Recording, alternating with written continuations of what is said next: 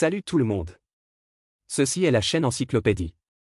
Le livre que je vais vous expliquer dans cet épisode est La stratégie du luxe, briser les règles du marketing pour construire des marques de luxe.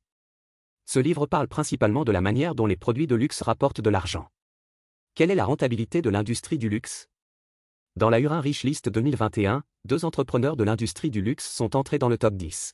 La 3e place est Bernard Arnault de la société française LVMH, dépassant le fondateur de Microsoft Bill Gates. La 9e place est occupée par Bertrand Piaget d'Hermès. Ce qui est étonnant, c'est que dans le Hurin Global 500 2020, Hermès s'est classé près de la 110e place. En un an, la richesse a augmenté de 45% et le classement s'est amélioré de plus de 100 places. Alors, comment fait l'industrie du luxe? De nombreuses personnes ont répondu à cette question. Certains disent que c'est la logique métier qui a bien fonctionné, d'autres disent que c'est le produit qui a bien fonctionné, et d'autres encore que c'est le fonctionnement du marché qui a bien fonctionné. Bien entendu, chacune de ces réponses a sa propre vérité. La chose la plus précieuse de ce livre est qu'il intègre toutes les opérations des entreprises de luxe dans le même ensemble logique. C'est-à-dire l'image de marque. Quel que soit le modèle de profit ou les méthodes de fonctionnement, ce ne sont que des moyens, et le but de ces moyens est de créer une reconnaissance de marque que d'autres ne peuvent pas copier. À propos, ma spécialité est la gestion des produits de luxe, qui est une spécialisation de niche. En tant qu'étudiant de notre spécialisation, ce livre est une lecture incontournable pour entrer dans l'industrie. C'est un classique de l'industrie du luxe, même si vous n'êtes pas engagé dans un travail lié au luxe, vous pouvez en tirer beaucoup d'inspiration en matière de branding et de marketing. Les auteurs de ce livre sont 2 experts de l'industrie du luxe, l'un est Vincent Bastian, qui a été PDG et CEO de plusieurs grandes entreprises de produits de luxe.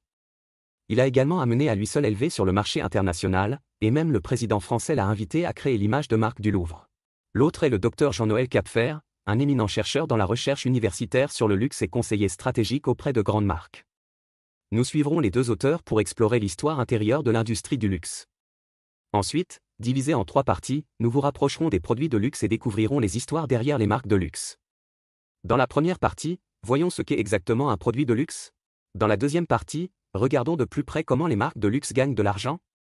Autrement dit, quelles sont les stratégies commerciales uniques des marques de luxe? Dans la troisième partie, je vais d'abord vous aider à clarifier la différence entre les produits de luxe, les produits de mode et les produits haut de gamme, puis nous expliquerons comment visualiser correctement les produits de luxe. Première partie. Avant de parler de ce que sont les produits de luxe, permettez-moi de vous poser une question, savez-vous quels ont été les premiers produits de luxe? Le livre mentionne que l'un des premiers produits de luxe au monde était un objet enterré avec des personnes dans les temps anciens. Les gens choisiraient d'être enterrés avec les bijoux les plus précieux de leurs propriétaires ou des symboles de leur pouvoir, comme des armes, des chevaux ou même des bateaux. En effet, l'une des principales caractéristiques des produits de luxe est qu'ils ont une valeur spirituelle, c'est-à-dire qu'ils ont un effet de réconfort spirituel sur les gens. En effet, les objets funéraires sont non seulement des objets de valeur, mais aussi des symboles de préciosité. Des objets précieux accompagnent le défunt, ce qui constitue un réconfort spirituel pour les parents et amis vivants. De plus, presque tous les comportements liés aux produits de luxe, qu'il s'agisse de la publicité, du design ou des méthodes de marketing, sont centrés sur l'objectif de créer un confort spirituel. Qu'est-ce que le confort spirituel? Pour faire simple, à travers une action, vous pouvez avoir une association spirituelle avec la marque. Dès que je vois cette marque, je pense à la signification spirituelle qui se cache derrière elle. Par conséquent, les produits de luxe ont non seulement une valeur pratique, mais ont également d'autres utilisations. Alors, quel genre de choses peut-on appeler des produits de luxe? Le livre dit que les produits de luxe doivent répondre à 6 exigences. Premièrement, la qualité de cette chose doit être suffisamment bonne. Il doit s'agir d'un produit durable ou offrir au consommateur une expérience de plaisir de haute qualité. La raison pour laquelle je dis cela est de distinguer les produits de luxe des produits de mode. La mode est périssable, mais les produits de luxe sont éternels. Deuxièmement, il est plus cher à vendre. Les produits de luxe sont vendus à des prix bien supérieurs à leur valeur fonctionnelle. Par exemple, l'anneau en cuivre d'une marque de luxe peut être beaucoup plus cher que l'anneau en cuivre d'une marque haut de gamme générale. Le prix élevé distingue également les produits de luxe des produits haut de gamme. Nous développerons la relation entre les produits de mode, les produits haut de gamme et les produits de luxe dans la troisième partie.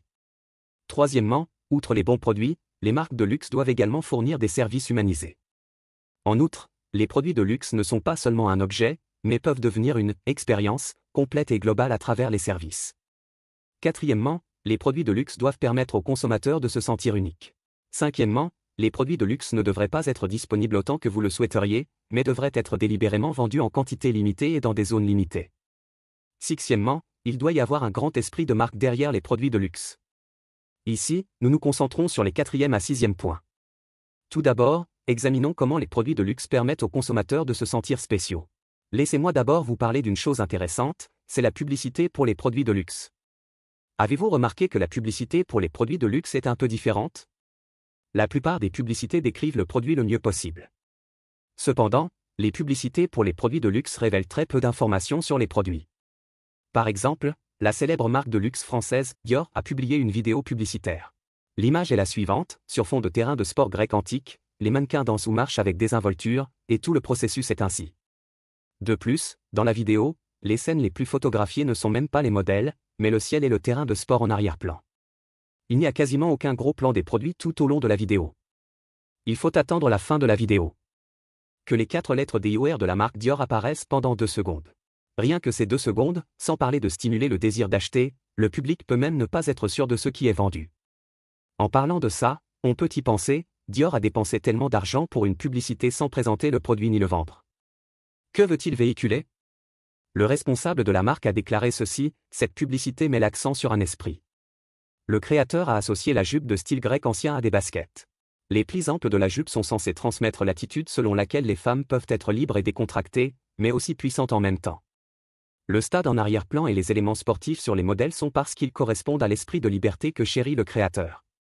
Comment pensez-vous que le public se sentira après avoir entendu cette explication? À cette époque, les commentaires sous la publicité Dior montraient une tendance polarisée, et cette polarisation des commentaires apparaissait dans presque toutes les marques. À chaque fois qu'elles sortaient un nouveau design, certaines personnes le louaient à l'extrême, tandis que d'autres le louaient. Je ne comprends pas du tout. Il y a beaucoup de gens qui ne comprennent pas, mais ce que nous voulons étudier, c'est le petit nombre de téléspectateurs qui expriment des éloges. En fait, ces personnes peuvent être divisées en plusieurs catégories. Une catégorie est constituée de consommateurs qui aiment naturellement les marques, d'autres peuvent saisir les signaux envoyés par les marques. Mais il convient de noter qu'il existe un autre groupe de consommateurs. Ils ne comprennent peut-être pas entièrement le contenu de la publicité, mais leurs prochaines actions sont très intéressantes. Ils rechercheront des informations pour comprendre le contenu de la publicité. En fait, ce sont ces minorités que la publicité de luxe recherche réellement. Vous voyez, c'est ainsi que les marques de luxe exploitent les utilisateurs. Elles ne répondent pas aux besoins du marché existant. Au lieu de cela, elles envoient d'abord un signal pour inciter les utilisateurs à prêter attention à l'histoire derrière la marque, puis impliquent lentement ces passionnés. Utilisateurs. En d'autres termes, les marques de luxe ont commencé à faire en sorte que les consommateurs se sentent uniques dès le début de la publicité.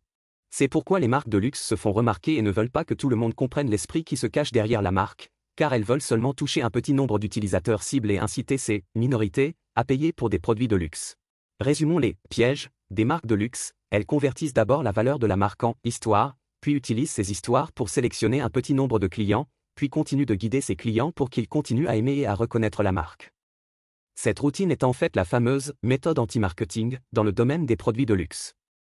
La soi-disant anti-marché vise à garantir le caractère unique des produits de luxe.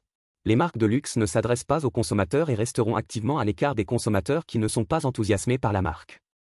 Vous voyez, après des efforts acharnés pour trouver les utilisateurs cibles, dans des circonstances normales, la marque peut naturellement vendre un grand nombre de produits et réaliser des bénéfices, n'est-ce pas? Mais les marques de luxe ne peuvent pas faire cela.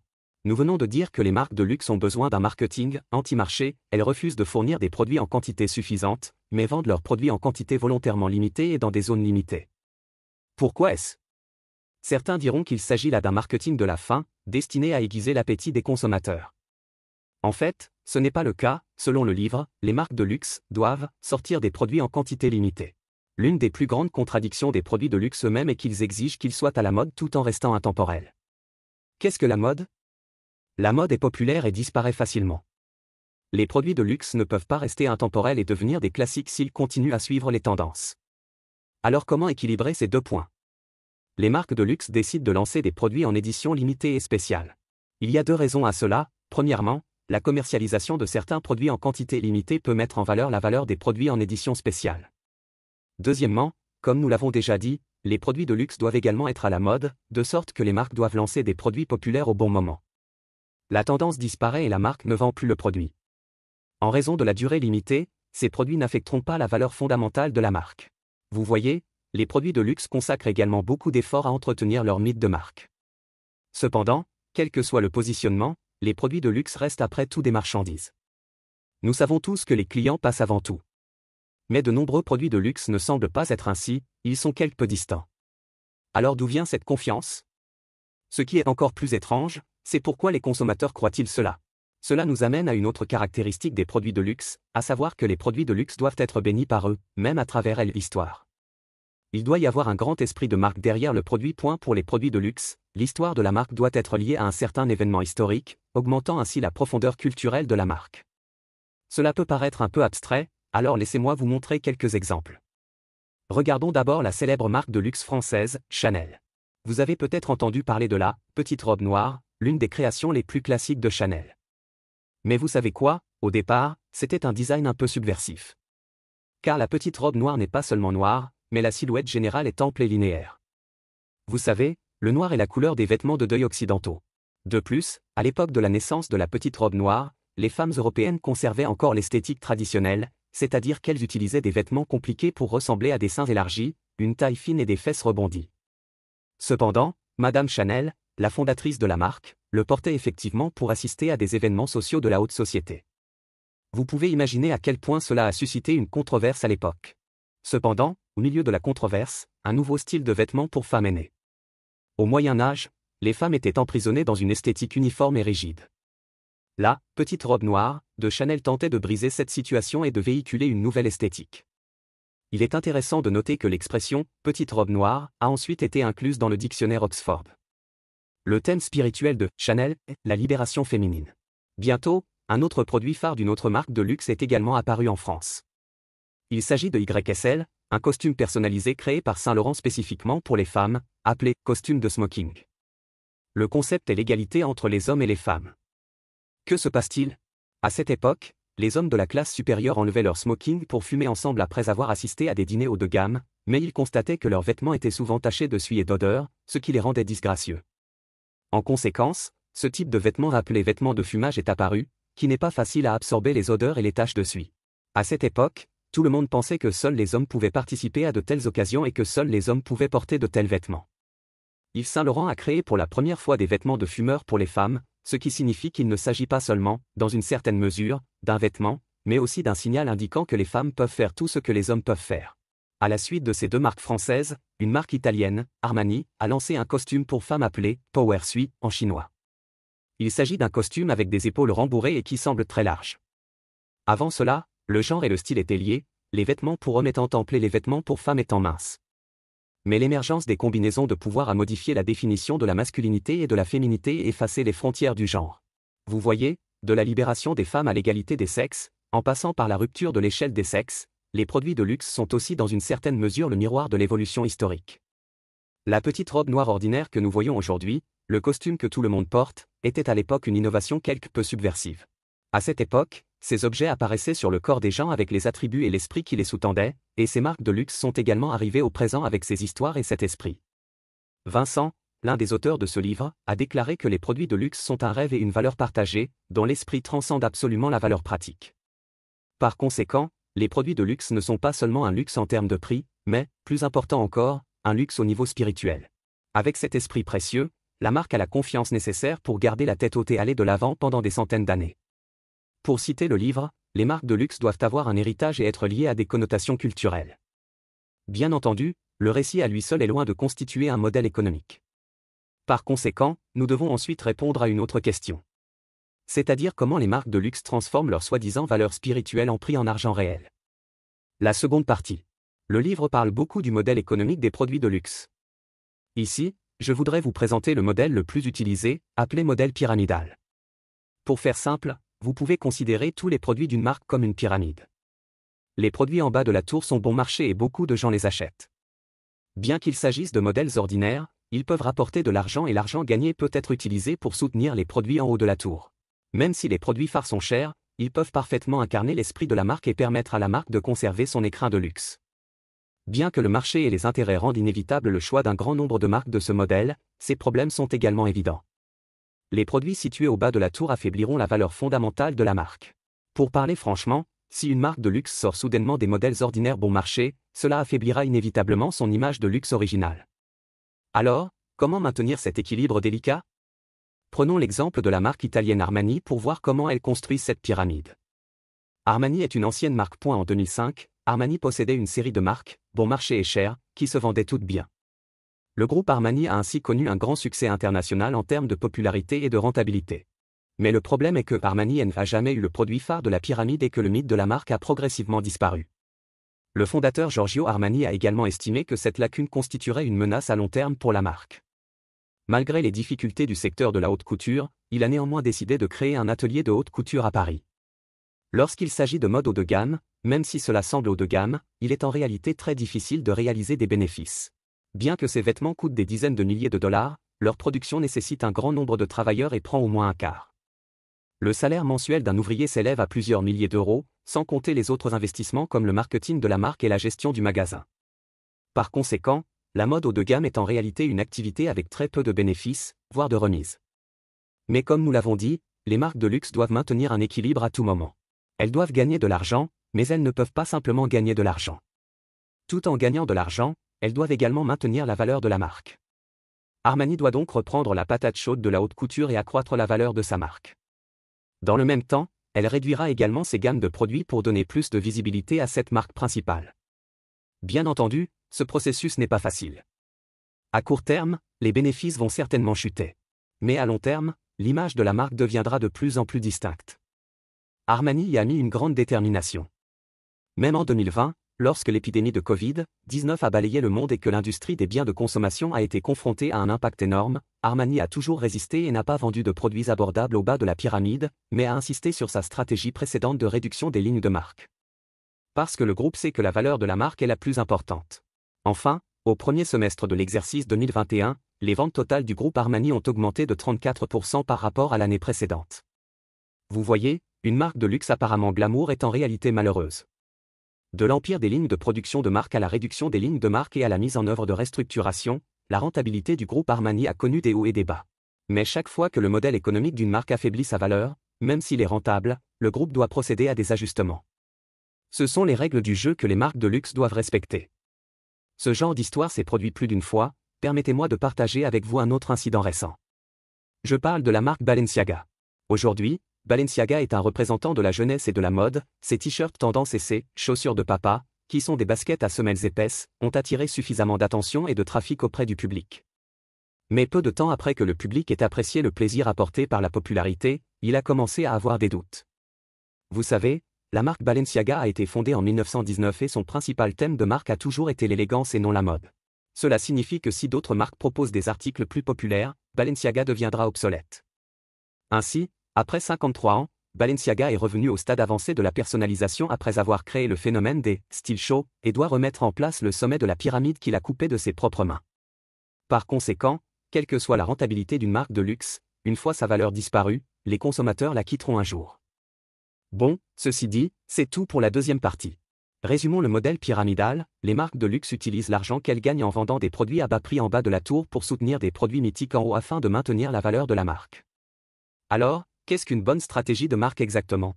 Ce n'est pas que vous vouliez conquérir un marché énorme, mais que lorsque l'argent s'accumule, vous avez toujours le courage d'aller de l'avant et de vous assurer d'avoir votre propre produit mythique au sommet de la pyramide et de maintenir l'image de la marque.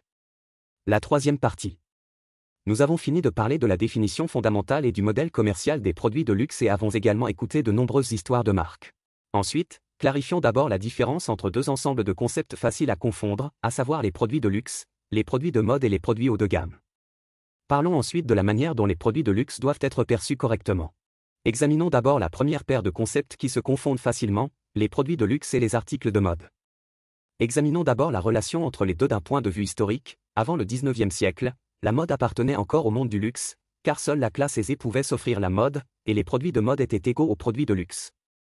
Siècle, l'industrie de la mode commence à chercher la liberté puis s'éloigne du monde du luxe.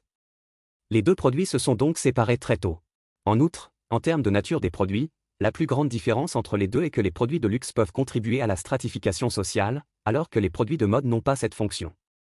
Veuillez noter que cette stratification sociale ne fait pas de distinction entre les personnalités élevées et basses, mais divise les personnes en différents groupes pour faciliter une division claire du travail dans la société et réduire les difficultés de gestion du personnel. Cela semble un peu difficile à comprendre, laissez-moi vous donner un exemple. Même aujourd'hui, la stratification sociale est encore nécessaire dans les endroits isolés ou les petites communautés, comme dans l'île de Vanuatu, dans le Pacifique.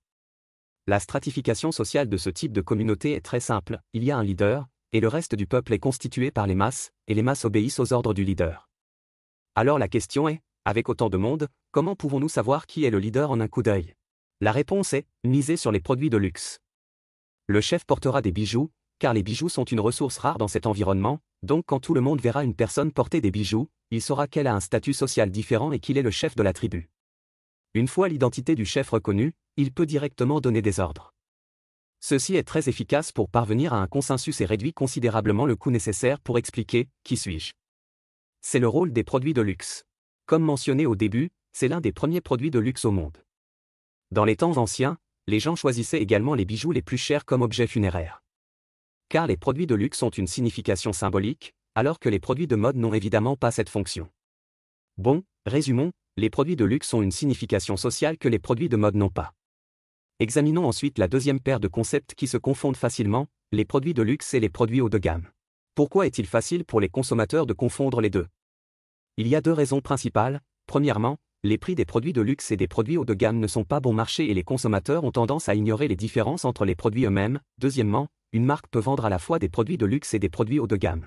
Tout comme le groupe Armani que nous avons mentionné, il possède de nombreuses sous-marques et ses produits vont du prêt-à-porter haut de gamme plus cher aux vêtements décontractés bon marché, de sorte que les consommateurs sont facilement confus. Alors, comment distinguer les produits de luxe des produits haut de gamme? En fait, c'est très simple, l'auteur nous dit que le critère pour juger les produits haut de gamme et les produits de luxe est le rapport coût-efficacité. Les gens s'attendent à ce que les produits haut de gamme aient des performances proportionnelles au prix, mais ce n'est pas le cas des produits de luxe. De plus, comme nous l'avons dit dans la première partie, les produits de luxe doivent être vendus à un prix qui dépasse de loin la valeur pratique du produit. Prenons un exemple, par exemple, une personne achète une Audi A6 parce que cette voiture peut être conduite par tous les temps et lors de tout type de déplacement. Cependant, les personnes qui achètent une voiture de sport de luxe comme Aston Martin ou Lamborghini n'ont certainement pas de telles attentes. Après tout, dans les villes où les routes sont en mauvais état, le propriétaire d'une voiture de sport de luxe n'a pas beaucoup d'occasions d'augmenter la puissance et de profiter des performances de la voiture de sport. Pour les propriétaires de voitures, la valeur pratique des voitures de sport de luxe est bien inférieure à la recherche du plaisir. Par conséquent, le prix des produits haut de gamme doit correspondre à la performance du produit, mais pas les produits de luxe. Nous venons de clarifier la différence entre les produits de luxe, les produits de mode et les produits haut de gamme. Alors, quelle attitude devrions-nous avoir, nous, les gens ordinaires, face aux produits de luxe? Bien sûr, dans la société actuelle, de nombreuses personnes critiquent les produits de luxe. La raison principale est que certains consommateurs sont accros au monde des produits de luxe et pensent qu'ils doivent s'appuyer sur les produits de luxe pour montrer leur valeur et leur caractère unique. Mais comme le mentionne le livre, le luxe positif peut rendre les gens plus heureux. Mais il ne faut pas s'adonner au monde du luxe. La recherche de produits de luxe doit être modérée, sinon elle deviendra un problème de dépendance aux produits de luxe. Vous savez, nous ne deviendrons pas des personnes véritablement indépendantes et heureuses simplement parce que nous possédons un article de luxe. Au contraire, lorsque nous devenons une personne indépendante et achetons un produit de luxe qui représente un esprit indépendant, alors vous pensez que le produit de luxe peut vous exprimer et que vous serez vraiment heureux. C'est le rôle positif que devraient jouer les produits de luxe. Comme l'a dit l'auteur, les produits de luxe positifs représentent des détails subtils et une transmission culturelle, l'expression de la personnalité et du plaisir, plutôt que de vous priver arbitrairement de vous-même. À ce stade, le contenu de ce livre a été expliqué.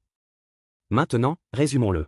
Dans la première partie, nous avons parlé des définitions fondamentales des produits de luxe, à savoir, les produits de luxe sont intemporels, les produits de luxe doivent être vendus à des prix bien supérieurs à leur valeur fonctionnelle, les produits de luxe peuvent devenir une expérience à travers les services et les produits de luxe doivent les consommateurs se sentent uniques, les produits de luxe seront vendus dans des zones limitées et il doit y avoir un grand esprit de marque derrière.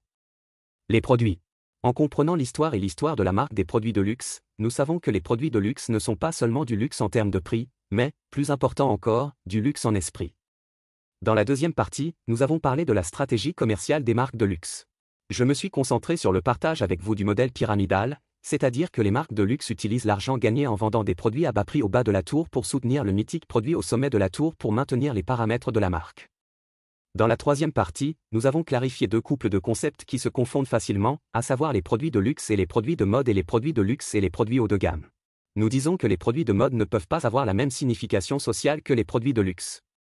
En outre, le prix des produits haut de gamme doit être proportionnel à leur valeur pratique, tandis que le prix des produits de luxe doit être bien supérieur à leur valeur pratique. Ensuite, nous avons parlé de la façon de considérer correctement les produits de luxe. Les bons produits de luxe ont des effets positifs. Les gens ne peuvent pas abandonner leur véritable personnalité pour les produits de luxe et devenir superficiels. Enfin, je voudrais partager avec vous une phrase que j'aime beaucoup dans ce livre, qui est aussi le point le plus important que l'auteur souhaite transmettre: une marque de luxe est d'abord une marque, puis un produit de luxe. J'espère qu'après avoir écouté l'interprétation d'aujourd'hui, en plus d'être cher, vous aurez une nouvelle compréhension des produits de luxe et des marques de luxe. J'espère également que vous pourrez avoir une attitude correcte envers les produits de luxe. C'est tout pour nous dans ce livre. Avez-vous des opinions différentes à ce sujet? Bienvenue à laisser un message pour discuter avec tout le monde. Et, si vous aimez notre chaîne, abonnez-vous à nous. Ah, n'oubliez pas de l'aimer.